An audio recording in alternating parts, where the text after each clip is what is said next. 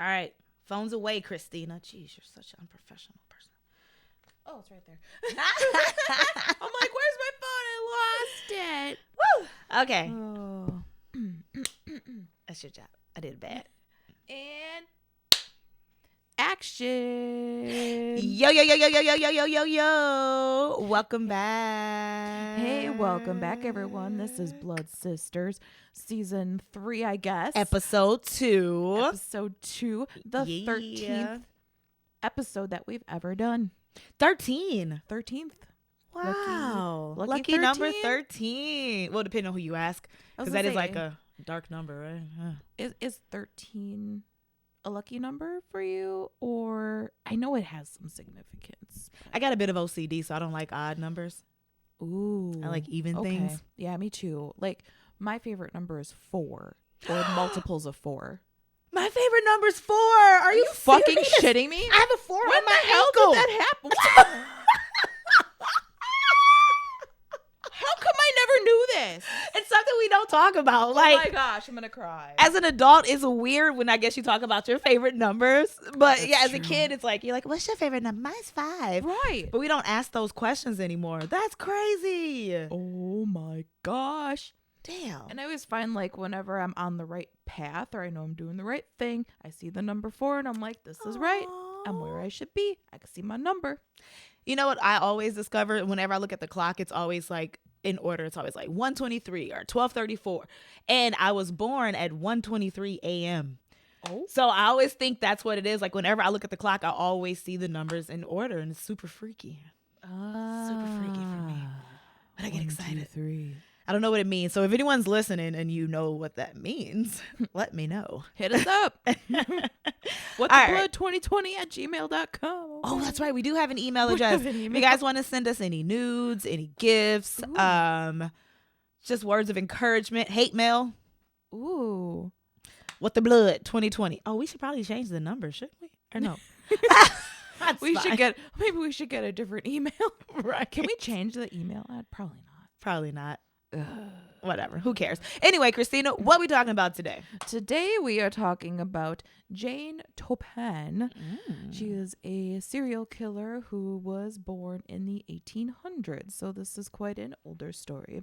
I will start off talking a little bit about her life and we'll go from there.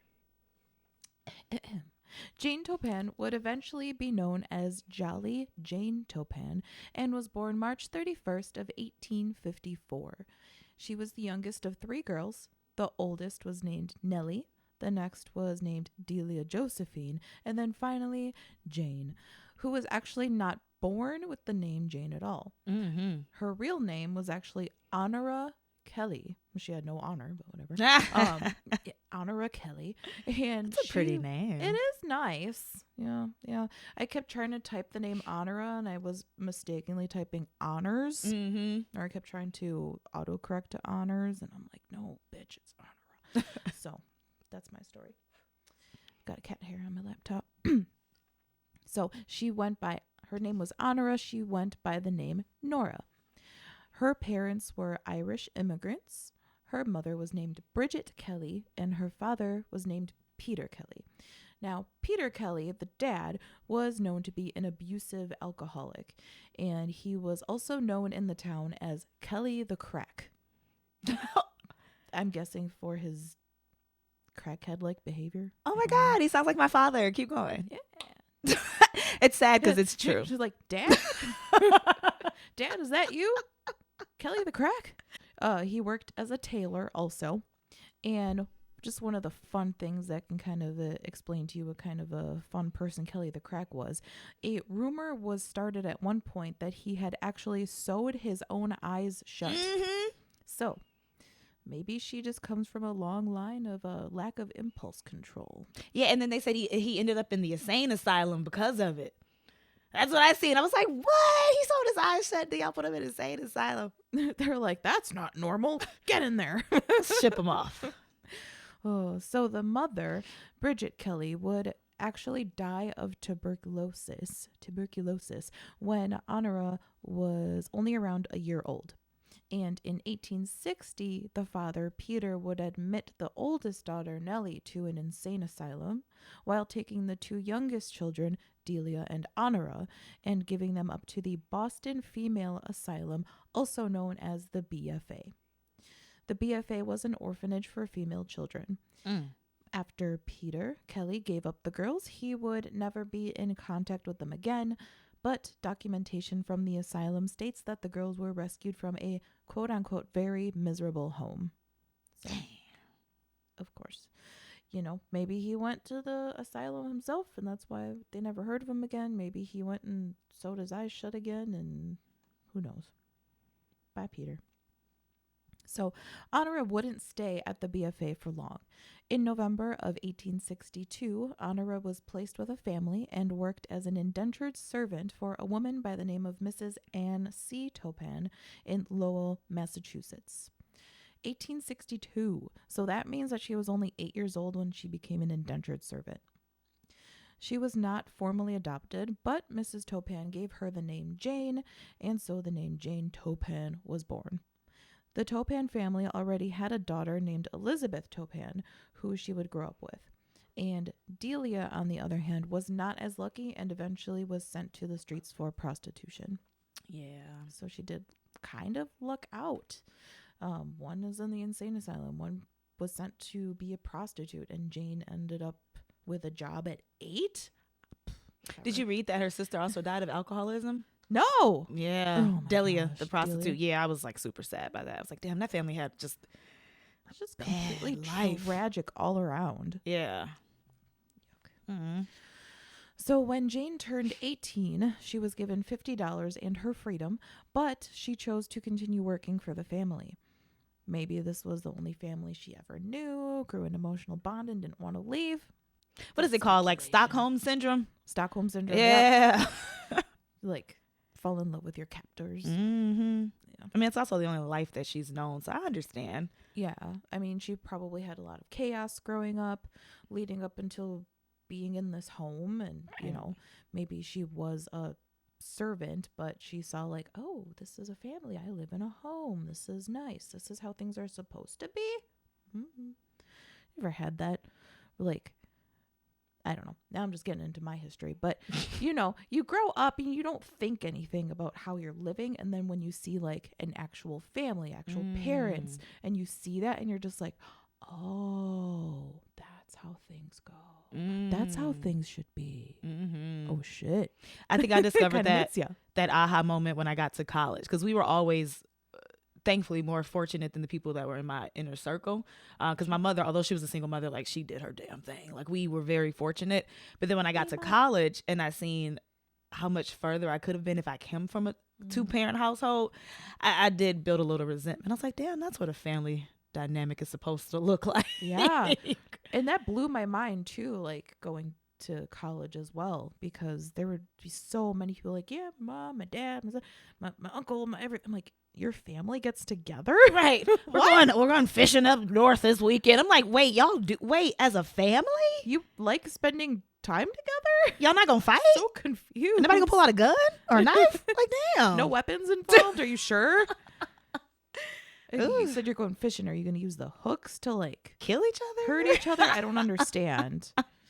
How does that work? Oh, trauma. Let's go. Yay, trauma. Eventually, Anne would pass and Elizabeth would grow up and get married herself. But Elizabeth and her husband continued living in the home where Jane would continue working. So she stayed there as long as she possibly could. Apparently, Elizabeth treated Jane with more kindness than Anne did. At the age of 20, Jane had a fiancé who would leave her at the altar, which would lead her to attempt suicide. Apparently, she had attempted suicide many times, so I'm unsure if this was her first attempt, if this was one of many, not sure where this was. It was one of many. She tried a few times. Yeah. So, yeah, not sure if this was like the first attempt. Yeah, I heard that it hurt. Look, I'm talking like somebody told me this. Like, girl, her auntie called me and told me that was the first attempt when she got left at the altar. That was the first time she did attempt. Okay. Mm-hmm. Oh my gosh. Yeah, little Jane. Baby Jane. So Jane would go on to attend Cambridge Hospital in Boston to become a nurse, and apparently she had to lie about her suicidal tendencies in order to get in. Mm-hmm. This is where she would get the name Jolly Jane for her happy personality. I'm guessing she was overcompensating for her emotions so that no one would ever think of her as an unhappy person, but she would then start working as a student nurse, and we start to see some of her violent tendencies come out when the murders start. Spoiler alert, she kills people. So, like Christina said, in 1885, Jane began training to be a nurse at Cambridge Hospital. Cambridge Hospital. While going through her nurse training, she had to witness several autopsies. Now, the other students, of course, were a little disgusted, but Jane really enjoyed them. It was noted by her superiors that she had some sort of obsession with death, but no one thought that she was capable of actually killing. Now, girl, she started a little light. She started with just experimenting on her patients. She would test different levels of morphine and atropine. I said that real good, girl. I'm proud of myself. Atropine to test her patients' nervous system responses. And of course, the patients, they never agreed to any of this. So they were unwilling participants in her experiments. She would spend a lot of time making up fake charts for the patients and medicating them in and out of consciousness. Soon after, she then switched over and started giving her patients strychnine, aka rat poison, right? Yeah, okay. Y'all know I'm not good with pronouncing large words, anything over 5 letters. I would have never even thought about the pronunciation. Like when I had read it, I had thought strychnine. Okay. Right. And it may be 9, but when we put it into the Google, she said strychnine. Yeah. Strychnine. Yeah. So Jane truly enjoyed murder, right? She confessed that after poisoning many of her victims, she would climb in the bed with them. And one victim who survived recalled Jane giving her strychnine, getting in bed with her, and kissing her face before a nurse came in and interrupted her. Now, it was never exposed whether or not Jane actually sexually assaulted any of her victims while they were unconscious and dying, but she did confess to getting a sexual thrill from patients being near death, coming back to life, and then dying eventually. Now, eventually, the hospital couldn't keep ignoring all these overdoses, quote unquote, that were happening on Jane's watch, and they transferred her, not fired, transferred Jane to Massachusetts General in 1889, right? Now, depending on who you ask, Massachusetts General is a very prestigious hospital. Guys, I think, full disclosure, I'll let you know, I am hungover as hell today. So don't mind me. I woke up with a tiny bit of a headache because I had one too many glasses of wine last night while passing out candy for trick-or-treating. Got frisky. But yeah, but I was just like, you know what? It's a rough night all over. It's a rough day. It took me a while to get up and going today, so I'm just proud of myself for getting out of the bed and getting here. Hell yes. But just full disclosure on that. So anyway, Massachusetts General is a prestigious hospital, so many would consider that this was actually an upgrade when she left Cambridge. So she got rewarded by killing all these people, and they're suspecting it. She got rewarded by getting an upgrade. They just transferred her to another hospital to be someone else's problem. Yay. And as Christina described earlier, everyone did describe Jane as jolly. So she got the name Jolly Jane, and everyone absolutely loved her unless she killed you. Like if she didn't kill you, unless she killed you, you loved her. All of her patients, co-workers, nobody had anything negative to say about her, the ones who survived. That's how you lure them in. Yep. Now, of course, once she relocated, she didn't stop killing. So in 1891, Mass General got rid of her too. But by now she's already responsible for multiple murders, but no one bans this woman from practicing. Now, I did see somewhere that she never officially got her nurse's license. Did you see that? Yeah, she just stayed a student nurse. Yeah. Forever? And she forged some documents. And that's how she went on to become a private nurse for patients. And a lot of patients did complain of her doing petty theft, but no one really looked into her much. Right. I also seen that she briefly went back to Cambridge after she got fired from Mass General, but then they fired her right away for recklessly prescribing opiate prescriptions. Yeah, so I don't even know why they brought her back in. They're like, we think you were killing people, but you got fired from this place. We'll give you another chance. Now, over the next 10 years, one article I found said that she would murder for pleasure and gain. And I loved how that sounded. So I'm going to say it again as if I made that up. Okay. Over the next 10 years, Jane would murder for pleasure and gain.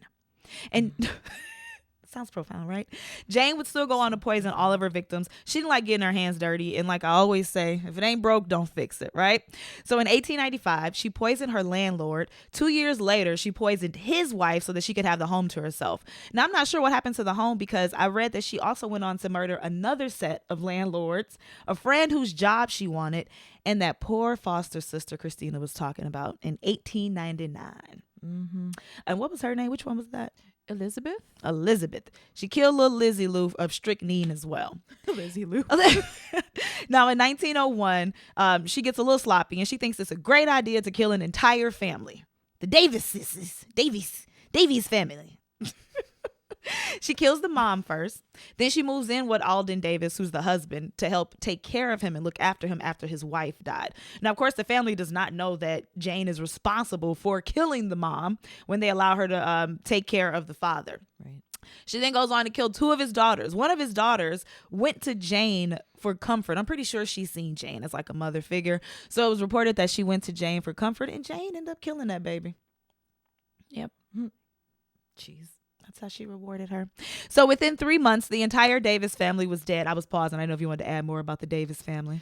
No, it's real fucked up. And Yeah. it's like, yeah, okay. So yeah, she murdered their 2 daughters. Their names are Minnie and Geraldine, and they were both like adults who were married. So these weren't kids. They were older. Married adults, Minnie Gibbs and Geraldine Gordon. Yep. Yeah. So within 3 months, the entire Davis family is dead. The husband of the youngest daughter, he ordered a toxicology report because it's like, how the hell did this happen? Everybody just died out of nowhere. The results come back, and of course, they show that the baby had been poisoned, and the police went searching for Jane. Now, Jane ended up moving back to her hometown and decided it would be a great idea to seduce her foster sister's husband, the one that she killed, the foster sister she killed. She's like, I'm gonna try to get this man in my bed, right? She's all kinds of fucked up. Yeah. You kill me and then go after my husband? Oh my gosh. Now, as we already stated, Jane had a complicated relationship with men, starting at her getting abandoned at the altar at such a young age, and then attempting suicide. I did see one report, I'm not sure how true this is, that right after that abandonment with the first fiance, she actually had another guy that she moved in with, him and his family. His family mysteriously got sick after being around Jane, so he kicked her the hell out. Oh, smart. Yeah. Wow. So amazing. So then what happened? Back to Jane with the foster sister's husband, right? She's in the house. She throwing it back at this man. She throwing it back. She like, you want some of this? She ends up poisoning his sister, kills his sister, and then poisons him, but gets him sick enough to the point where she nurses him back to health. And then this, I don't want to call her a sicko, this poor woman actually poisoned herself in an attempt to get sympathy from this man as well.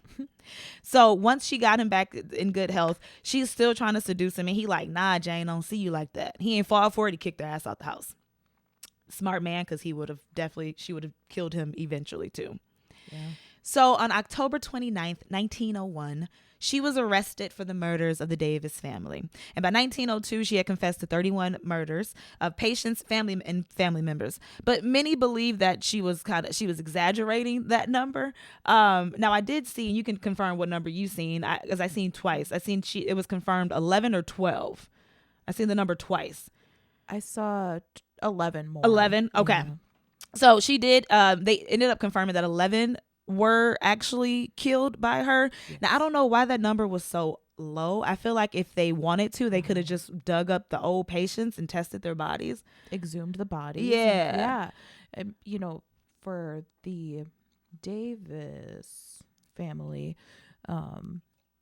Minnie Gibbs, when they did the toxicology report on those family members, they had to exhume the bodies. So maybe they were just families that didn't have the money to have that happen. Maybe they couldn't. But I figured the state would pay for happen. that then during the trial, because I feel like the state always pays for that.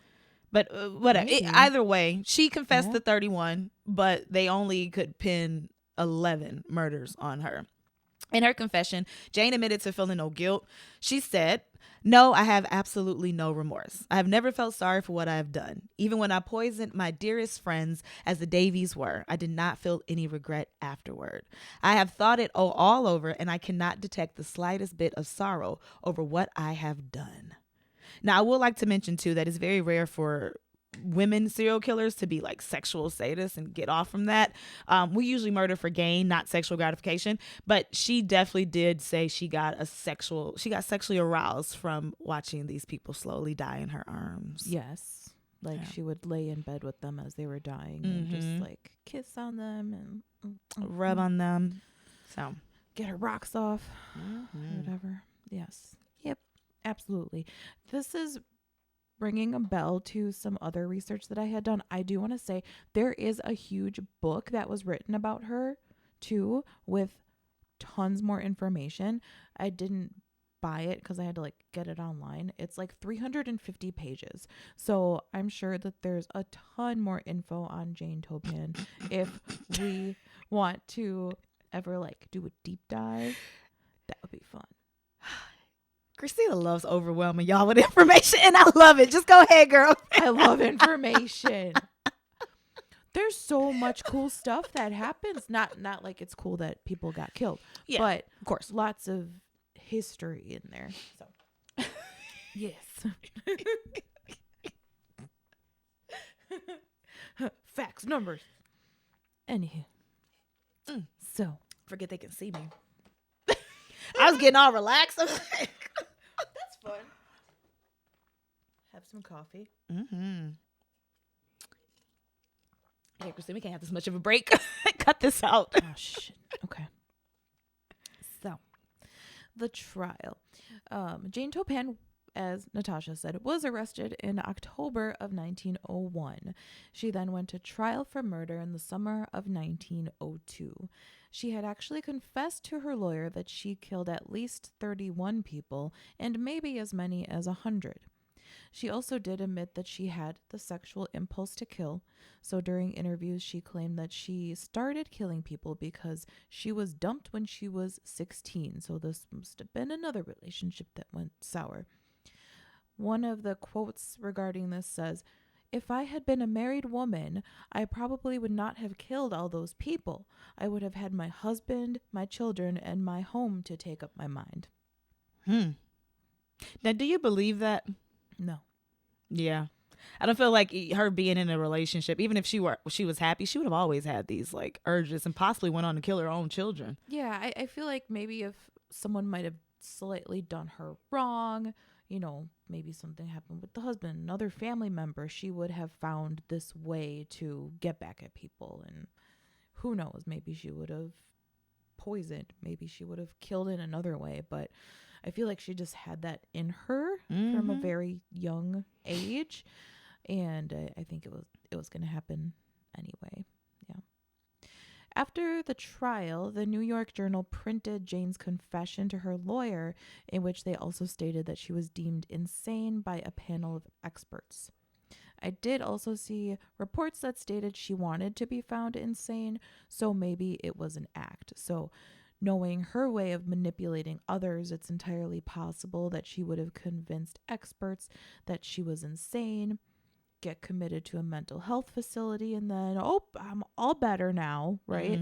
Release me." And then she could go back on her Jolly Jane bullshit and just continue what she was doing, because she knew what made her happy and she was probably going to do whatever she could to be able to get back to it. After the trial, a jury deliberated for only 27 minutes and then found Jane not guilty by reason of insanity. This was on June 23rd of 1903. She would spend the rest of her life at Taunton State Hospital and died August 17th of 1938. While she stayed in the hospital, some attendants remembered her calling them into her room and saying things like, "Get the morphine, dearie, and we'll go out in the ward. You and I will have a lot of fun seeing them die." So maybe she was reliving the good days for her. It is said that her mental state did slowly deteriorate because for a while she refused to eat any of the food at the hospital because she was concerned that it may be poisoned. Go figure, Jane. Go figure. No one would ever do that to you, Jane. Or was the guilt creeping up on her? Meh. So, the 11 confirmed victims, I can just read them off really quick. There's 83-year-old Israel Dunham, died on May 26, 1895. She was one of the landlords. 87-year-old Lovely Dunham, who was the landlord's wife. 70-year-old Mary McNear, who was a patient. 70-year-old William Ingraham, another patient. 48-year-old Sarah Connors, who was a friend. 62-year-old Maddie Davis, wife of Alden Davis. 64-year-old Alden Davis, who became her private patient. Genevieve Annie Gordon, who was Alden Davis's daughter. 40-year-old Mary, also known as Minnie Gibbs, who was the other daughter. Annie's age was unknown at the time of her death. 70-year-old Elizabeth Brigham, the foster sister. And 45-year-old Florence Culkins, who was Elizabeth's maid. So those are the 11 confirmed victims. Having said that, there's probably a lot more. Jane was proud of her accomplishments and stated that she wanted to, quote, to have killed more people, helpless people, than any other man or woman who ever lived. And she was 84 years old when she died. And that's why she got the nickname the Angel of Death. Yeah. A lot of people that like work in the medical field but do horrible things tend to get some type of a name like the Angel of Death. Yeah. I think that's like a common name. It's like the easiest one to default to. Right. The Angel of Death. That sounds really crazy to say. I think didn't we do something on a nurse called that went by the Angel of Death? Probably. Like season 1 or something. I'm sure we did. Keep in mind, I get hit in the head for fun and I drink a lot. So my memory is fun. Right. Well, it is kind of for fun. It's a little sick. But I am not drinking anymore. So that's an announcement after this weekend. I am going on a little break for 3 months. So I will be a lot more alert in the future. But that's the story. I just won't drink in front of you. No, you can. Like, I'm not like an alcoholic, so I can see people drink. Sorry, you know this show is a shit show, guys. We get off track a lot. But It's anywho, who we are. I know, right? We gotta be ourselves. We should just call it the shit show. I love that.